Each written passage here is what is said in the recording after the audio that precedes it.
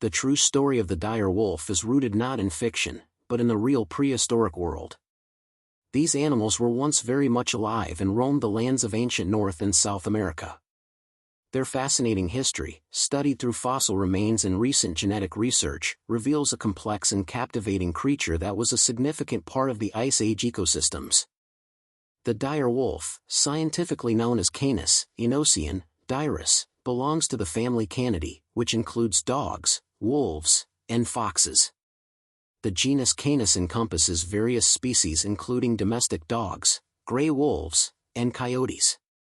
On average, the dire wolf would have had a shoulder height of 38 inches and a body length of 69 inches. Evidence from the La Brea tar pits suggests the lineage was broken into two subspecies, one of which was slightly smaller.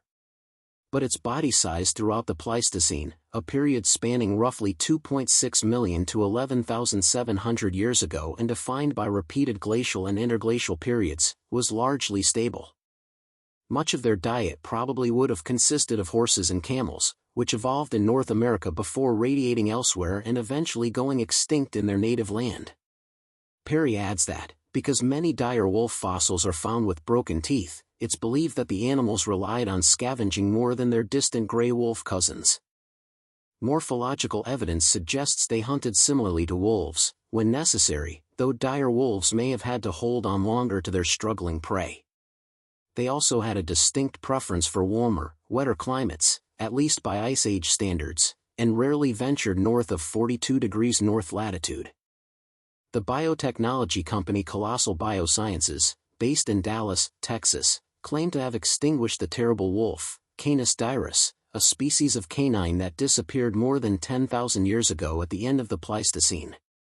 Although it is still a matter of debate among the scientific community whether the three wolf cubs created by Colossal Biosciences can be considered of the Canis dirus species, it is true that genetic engineering will give them characteristics similar to those of the giant wolf that at some point inhabited the lands of what is now Mexico.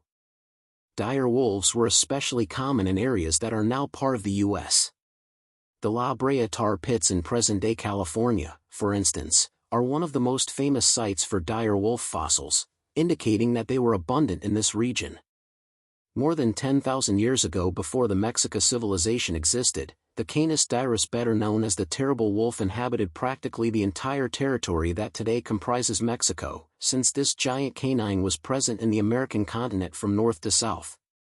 In Mexico, it was apparently common in areas of scrub and grassland at high altitude above sea level. It also frequented tropical or coniferous forests in search of food. The large beasts of the Pleistocene that he hunted supported mainly by very large groups of wolves that subdued their prey with bites or that in the same way frightened other carnivores by scaring them away to take away their last hunt. Expert in gene editing warn that, although these animals have similar physical characteristics to their ancestors, they do not play the same role in ecosystems and raised concerns about the ecological and ethical scope of the project.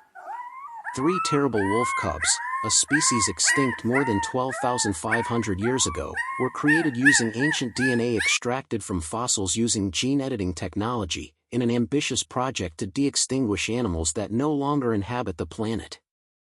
Scientists from the U.S. company Colossal Biosciences modified the genome of gray wolves, its closest relative, to recreate a hybrid species with characteristics similar to the prehistoric dire wolf. Veterinarian Daniel Salamone, president of Conicet and expert in gene editing in animals, while acknowledging the magnitude of the innovation, expressed his reservations about the direction that these de-extinction projects are taking. Although dire wolf cubs are a valuable achievement in scientific terms, they also raise concerns about the ecological and ethical implications of trying to revive extinct species, especially in a context where the preservation of current species remains an urgent need. While it is understandable that the case of the so-called terrible wolves, Enocean dirus, arouses fascination, it is also a topic that raises complex ethical and scientific questions. The restoration of this prehistoric creature that inspired the direwolf in the Game of Thrones series is an advance that could have positive but also negative implications for the future of biodiversity. This is an issue that generates a double feeling. On the one hand, it's something interesting that draws attention, but on the other hand, it's going in a direction that I think is not the right one. The de-extinction process conducted by Colossal Biosciences involved genetically modifying a gray wolf, the dire wolf's closest relative, to mimic the traits of this prehistoric canine. Using DNA extracted from fossils up to 72,000 years old, the scientists made genetic modifications to 14 genes, in order to create an animal with physical characteristics similar to those of the original dire wolf, which was larger and possessed a stronger jaw than modern wolves. The cubs is the first successful case of de-extinction. At just 6 months old, Romulus and Remus already weigh more than 36 kilograms and are almost 1.20 meters long, with a behavior very different from that of domestic wolves, reflecting their wild nature. Although the technology used is innovative, the resurrected wolf cannot be considered a real specimen. It is not the original animal, because it is very difficult that all the necessary changes have been made to make it that primitive animal. In addition, there is a profound lack of knowledge about many aspects of the genome and its function.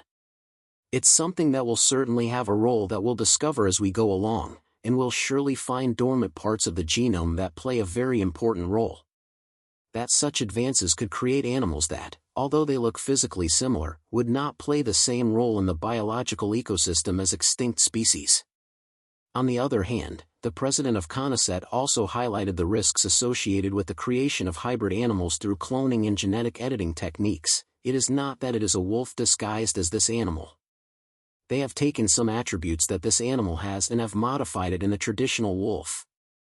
A comparison with the famous film Jurassic Park to illustrate the similarities between the process of de-extinction of the dire wolf and what happens in fiction. In Jurassic Park, they took genetic material from dinosaurs through a fossilized mosquito.